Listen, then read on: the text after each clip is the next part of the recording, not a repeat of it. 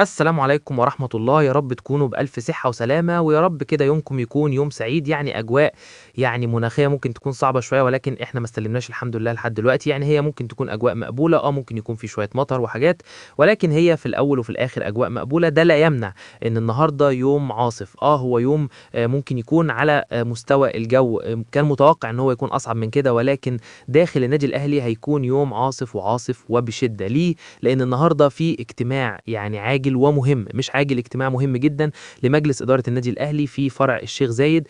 النهارده بإذن الله هيكون طبعًا على ليه في الشيخ زايد النهارده؟ عشان النهارده طبعًا عزاء شهيق المهندس خالد مرتجي أمين صندوق النادي الأهلي، فبالتالي المجلس هيتواجد النهارده في الشيخ زايد لعقد الاجتماع، وهيكون متواجد في العزا لتقديم واجب العزاء. النهارده إن شاء الله الاجتماع النهارده ليه عاصف، لأن هو يعتبر اجتماع نقل السلطة بشكل كامل. يعني إيه يا عم عراقي؟ النهارده كابتن محمود الخطيب هو المشرف العام على كرة القدم، ومشرف من زمان جدًا، من ساعة ما جه رئيس النادي الأهلي. طبعًا من غير محمود الخطيب يكون مشرف على الكورة داخل النادي الأهلي، ولكن بعد النجاحات الكبيرة جدًا، جدًا اللي عملها كابتن محمود الخطيب، حالة تراجع كبيرة جدًا في الفترات الأخيرة، حالة نقدر نقول أخطاء بالجملة، بالجملة. طبعًا لا يتحملها هو وحده، يتحملها طبعًا أو تتحملها المنظومة بالكامل. ولكن أنا باشوف بقى، معلش أنا هاخد الموضوع من حتة تانية، أنا باشوف إن ده قرار تاريخي من كابتن محمود الخطيب، إن الراجل طواعية في وجوده وهو رئيس النادي الأهلي يقرر نقل صلاحيات كرة القدم للأستاذ ياسين منصور نائبه وكابتن سيد عبد الحفيظ عضو مجلس الإدارة. أنا باشوف إن ده قرار جيد جدًا، وما يطلعش غير من حد كبير. أنا كبير، أنا راجل عندي نجاحات، أنا ممكن أكون الرئيس التاريخي للنادي الأهلي، وبالتالي لما المستوى يتراجع زي بالضبط لما المدرب يعمل نجاحات كبيرة جدًا، جدًا، وبالتالي في فترة يقول لك لأ خلاص بقى كفاية كده، أنا خلصت اللي عندي وعملت اللي عندي، خليني أدي الفرصة لناس تانية. ولينا أمثلة كتير جدًا، جدًا، أمثلة كتير، وفي مدربين كتير عملوا كده ومسؤولين عملوا كده. فأنا باشوف إن ده قرار جيد جدًا. النهارده قرار إن أستاذ ياسين منصور يكون هو كمان مشرف على الكورة، كابتن سيد عبد الحفيظ يكون هو كمان مشرف على الكورة، ده هيكون من ضمن القرارات اللي هتتاخد النهارده. كمان خُد بقى ملفات كتيرة جدًا هتتناقش في ملف الكورة النهارده. طبعًا هتقول لي ما في ناس مكلفين بإدارة الكورة من المجلس، ولكن النهارده مجلس الإدارة ابتدى يتكلم، ابتدى لازم يكون على الأقل لينا دور في الموافقة. عشان كده النهارده هيتم مناقشة إدارة الscouting، هيتم مناقشة تشكيل إدارة التعاقدات، هيتم مناقشة موضوع مدير الكورة، وإن الاتجاه الأكبر هو إن جهاز الكورة في الأهلي بالكامل لو هيحصل فيه تغييرات هتكون مع هل طرب هيمشي والّا لأ. طرب مكمل زي ما قُلت لكم من بدري، في عز والناس بتقول إن طرب هيمشي، وطرب بعد إفريقيا وبعد مباراة طلائع الجيش إن طرب هيمشي وطرب مش مكمل، وإن طرب إدارة النادي الأهلي هتاخد قرار برحيله. قُلت لكم الكلام ده مش هيكون موجود تمامًا، لإن ببساطة الشرط الجزائي بتاع طرب في الوقت الحالي بيصل لحوالي 6.000.000$، وإدارة النادي الأهلي في ظل التراجع المادي الكبير اللي موجود عندها مستحيل تدفع الرقم ده. سيبكم طبعًا من الكلام الفارغ بتاع إن أستاذ ياسين منصور يدفع الفلوس ديّة، أصل مش عارف نجمّع من مين ونعمل من مين. ما حدش هيروح يدفع 6.000.000$ عشان يمشّي مدرب لو قعدته بس 4، 5 ماتشات بتاعة الدوري هتمشّيه بأقل من كده بكتير، أو بمرايجة 3 شهور بس. هتقول لي يا عم عراقي ما ساعتها هتبقى خسرت الدوري. بصوا يا جماعة، الأهلي لو عايز ياخد الدوري هياخده، مع احترامي. هو الأهلي أفضل والّا الزمالك؟ الأهلي أفضل والّا بيراميدز؟ الأهلي أفضل والّا سيراميكا؟ الأهلي على كل المستويات. اللعيبة مع احترامي، لعيبة النادي الأهلي دي لو تعاهدوا ما بينهم وما بين بعض وقالوا هناخد بطولة الدوري ما هياخدوها، والله العظيم لا ياخدوها. وهم أقلب من أي فريق، وهم أحسن من أي فريق موجود. ومن الآخر كده إدارة النادي الأهلي عارفة الفولة، عارفة اللبة من الآخر. طبعًا أنت خصمت أرقام كبيرة وخصمت جزء من العقود، وده طبعًا أمر كان لازم يحصل سواء بعد خسارة من طلائع الجيش أو حتى من بعد طبعًا توديع بطولة دوري أبطال إفريقيا. وبالتالي أنت النهارده خصمت خصومات كبيرة، وفي نفس الوقت أنت دافع للعيبة أرقام كبيرة برضه معديين ال65% من قيمة عقودهم. وبالتالي كان لازم يكون في لائحة خاصة لبطولة الدوري. لو كسبت بطولة الدوري هتاخد رقم محترم، طبعًا لو خسرت هتكون الخسائر برضه كبيرة جدًا، أو هتكون العقوبة كبيرة جدًا، جدًا.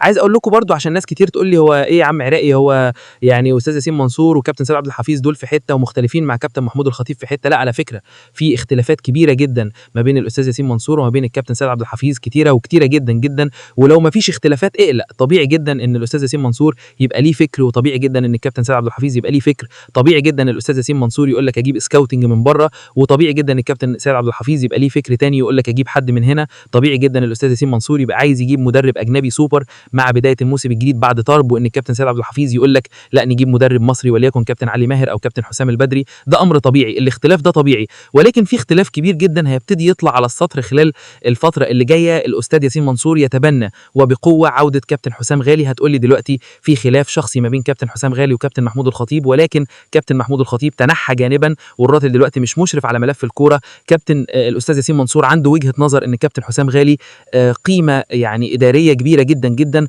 وراجل هيكون ليه دور كبير جدا، وهو من الناس اللي يقدروا يديروا الناس دي او يديروا اللعيبه بتاعت الجيل الحالي. كابتن حسام غالي معروف بصلامته، كابتن حسام غالي معروف بشخصيته القويه، كابتن حسام غالي معروف بحزمه، وبالتالي لو جه كابتن حسام غالي في منصب معين بيفكر فيه الاستاذ ياسين منصور، هنبقى نتكلم فيه بعد كده، هيفرق وهيفرق كتير جدا جدا، خصوصا ان انت مش هتقدر دلوقتي ان كابتن سيد عبد الحفيظ يعني يبقى هو مثلا مسؤول عن المنصب ده دلوقتي بحكم ان هو عضو مجلس اداره، ولكن كابتن حسام غالي يقدر. هتقول لي ما ممكن كابتن حسام غالي يرفض، الراجل كان عضو مجلس اداره، تيجي تقول له تولى المنصب الفلاني، وبالمناسبه هو مش مدير الكوره عشان ما حدش يروح في قصه مدير الكوره، لا هو منصب تاني. ممكن كابتن حسام غالي اما تيجي تقول له انت كنت عضو مجلس اداره وتيجي المنصب ده يرفض، وارد، ولكن الاستاذ ياسين منصور بيناقش الامر ده دلوقتي مع كابتن سيد عبد الحفيظ، اللي بالمناسبه برضو عايز اشكره ان هو لما يناقش حاجه زي كده رغم وجود خلاف كلنا عارفين ان في خلاف ما بين كابتن سيد عبد الحفيظ وكابتن حسام غالي، هو خلاف غير معلن، ولكن فكره ان انت بتتكلم وبتناقش الموضوع يبقى برضو كابتن سيد عبد الحفيظ راجل حابب مصلحه النادي الاهلي، مش بيبص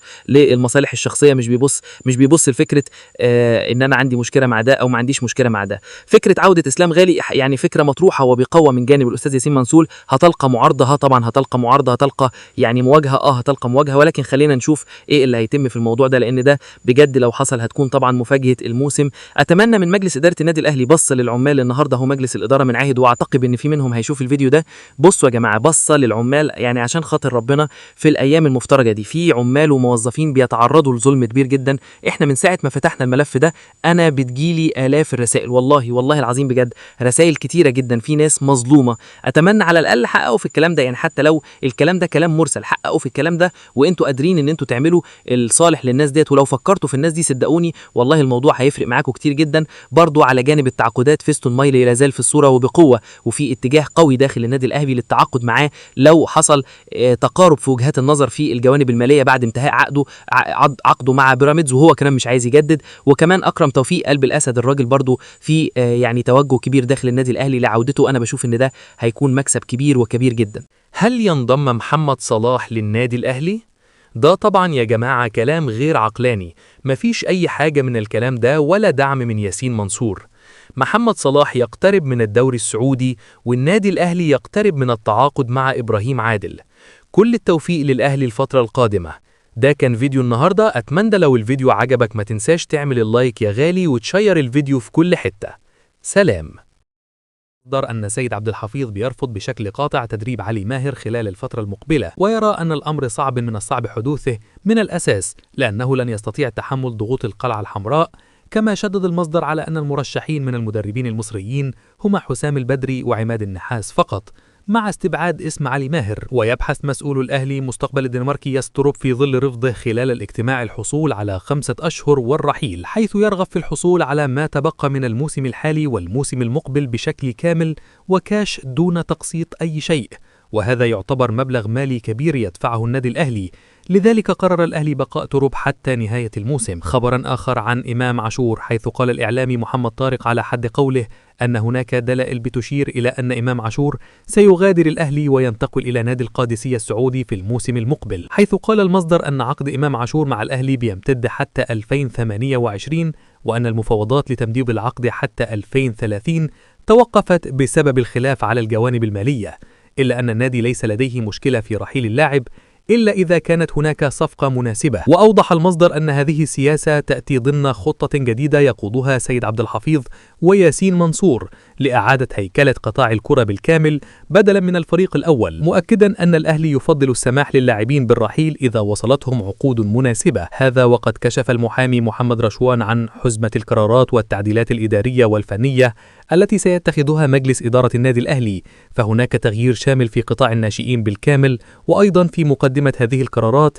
تغيير قطاع الناشئين على المستويين الإداري والفني، مع توجيه الشكر للكابتن محمد يوسف والكابتن وليد سليمان في إطار إعادة هيكلة شاملة للقطاع. كما تكرر تولي الكابتن سيد عبد الحفيظ منصب المدير الرياضي بشكل مؤقت إلى جانب قيامه بمهام مدير الكرة، وذلك لحين انتهاء فترة الجهاز الفني الحالي للفريق الأول. وشملت القرارات أيضا إنهاء عمل لجنة التخطيط ولجنة السكاونتينج والأكاديميات، مع فتح باب الترشيحات للتشكيل وهياكل ليكون هناك أشخاص جديدة خلال المرحلة المقبلة تتماشى مع خطة إعادة التنظيم. كل هذه القرارات زلزال في النادي الأهلي، سواء في الناحية المالية أو الناحية الفنية أو الناحية الإدارية. عموما نتمنى كل التوفيق بإذن الله لهيكلة النادي الأهلي ووجود وجوه جديدة وشابة تعشق النادي الأهلي. نعود إلى الملك محمد صلاح. وداع الملك يشعل العالم، والصحف العالمية تثير جدلا كبيرا بعناوين مثيرة، حيث أثار إعلان محمد صلاح رحيله عن ليفربول في نهاية الموسم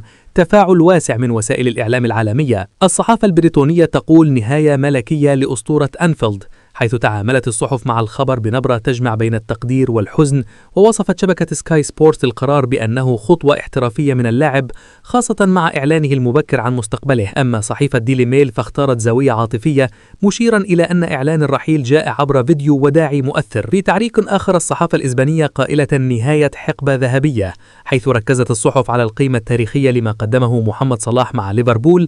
كما أبرزت سبورت الطريقة اللي أعلن بها محمد صلاح عن قراره عبر فيديو نشره على حساباته الرسمية. أما صحيفة موندو فاختارت عنوانا مباشرا يعكس حجم الحدث، قائلة صلاح يعلن رحيله عن ليفربول. من المعروف أن هناك أرقام كبيرة، إنجازات صنعت الأسطورة خلال مسيرته مع ليفربول، حيث كتب محمد صلاح اسمه بأحرف من ذهب بعدما سجل أكثر من 250 هدفا وقدم 122 تمريرة حاسمة، وقاد الفريق للتتويج بعدة بطولات